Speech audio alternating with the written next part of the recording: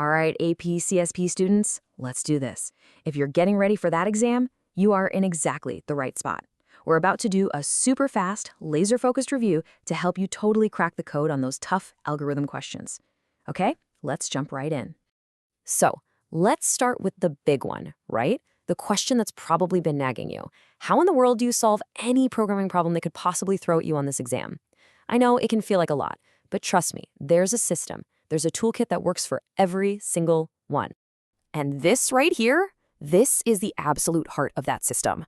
You've got to get this. The AP exam is not a memory test. They really don't care if you remember every little comma or parentheses. What they're testing is your logic. Can you read a chunk of code and figure out what it's doing? That's the whole game, and that's what we're focusing on today.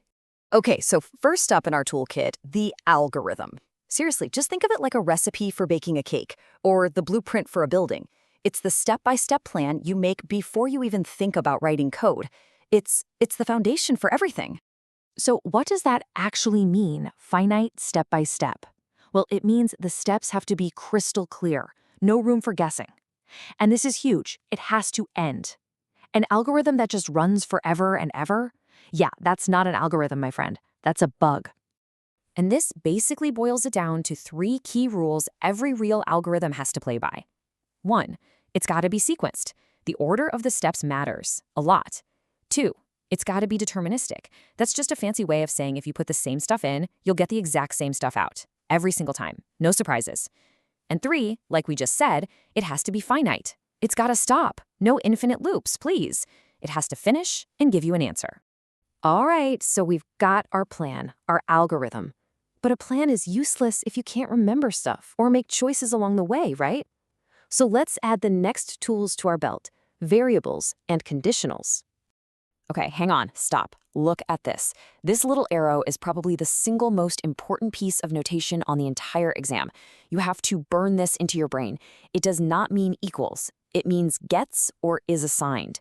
So when you see x left arrow x plus 1, you read it like a 2-step process. First, go find the current value of x. Then, add 1 to it.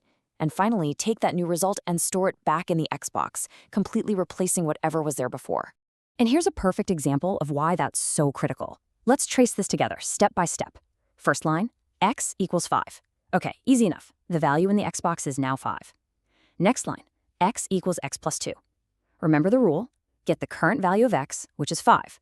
Add 2 to it, that's 7. Now put 7 back into the x box, so x is now 7. Last line, x equals x times 3. Current value is 7, multiply by 3, we get 21. That's our final answer. You see? You have to trace it. It's the only way to get it right. Okay, on to making decisions. This is your classic if/else/else structure. The way this works is simple. The computer starts at the top and checks each condition one by one until it finds the first one that's true. So let's say x is 7. What's going to happen? The computer asks, is 7 greater than 10? Nope. Okay, move on. Next it asks, is 7 greater than 5? Yes, bingo. It found a true one. So it displays B, and then, and this is the absolute key, it's done. It completely ignores that last else part. It doesn't even look at it. Remember, only one of these branches will ever run. All right, so we can store stuff and we can make choices. That's great. But where programming gets really powerful is when you can do things 1,000 times or 1,000,000 times without getting tired. And when you can organize tons of data. That's where we bring in the heavy hitters, loops and lists. So for the exam, you really only need to worry about 2 kinds of loops. First, you've got your repeat n times loop. Super straightforward. It does exactly what it says. Repeats a set number of times. Then you've got repeat until. This one's a little trickier. It just keeps on going and going and going until a specific condition you set becomes true. And here it is, folks. Red flashing lights, sirens blaring, this is the single biggest trap on the entire AP CSP exam.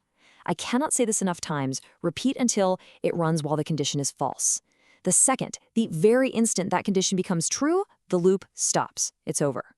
So a loop that says repeat until x is greater than 4, it stops as soon as x becomes 5. It does not run while x is greater than 4.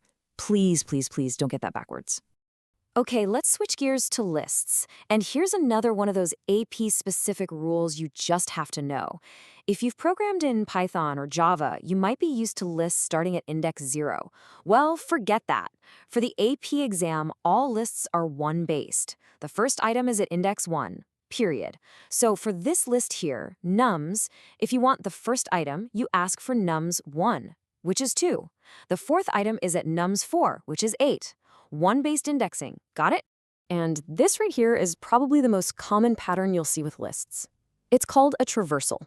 It's just a fancy word for using a loop to visit every single item in a list and do something. In this case, we're adding them all up. So let's trace it. Our sum starts at 0. The loop grabs the first number, 3. We add it to sum. Sum is now 3. Next number is 5. We add it. Sum is now 8. Last number is 2. Add it. The final sum is 10. Simple as that. Okay, but what happens when our code starts to get messy? Really long and complicated. We need a way to keep things tidy and stop repeating the same chunks of code over and over. That's where two really powerful ideas come in: procedures and abstraction. Abstraction is one of those big words the AP exam loves, but the idea is actually super simple. It's just about hiding the messy details.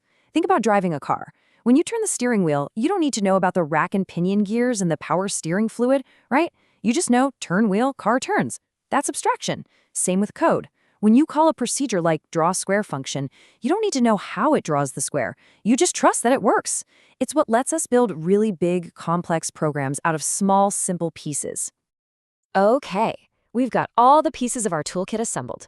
We've got algorithms, variables, conditionals, loops, lists, and procedures. Now it's time for the final inspection. Let's go over the most common mistakes, the biggest traps, so you can spot them and avoid them on exam day. So, real quick, there are basically 3 types of errors. Syntax errors are just typos, like a missing parentheses. The exam doesn't really care about those. Runtime errors are when the program crashes while it's running.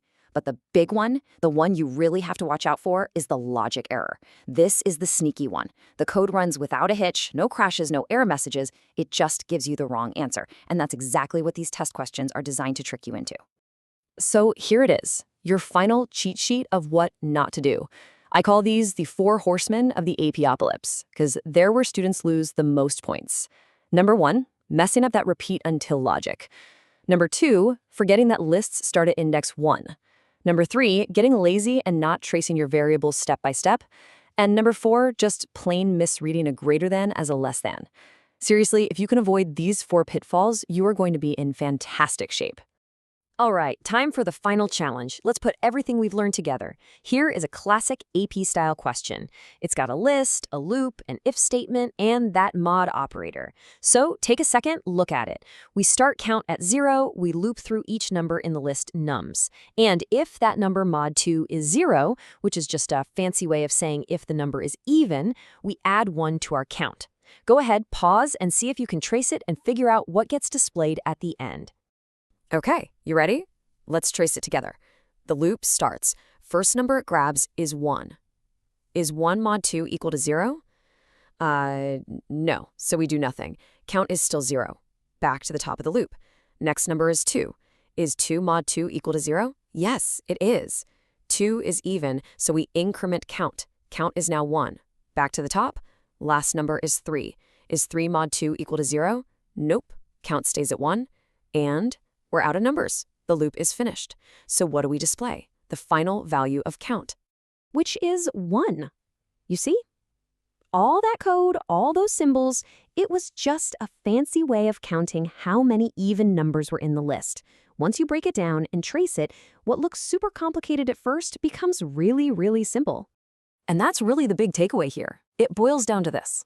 Don't get overwhelmed. If you truly understand these 5 core building blocks, variables, if statements, loops, lists, and procedures, you have everything you need. You have the toolkit to take apart and solve pretty much any question they can throw at you on this exam.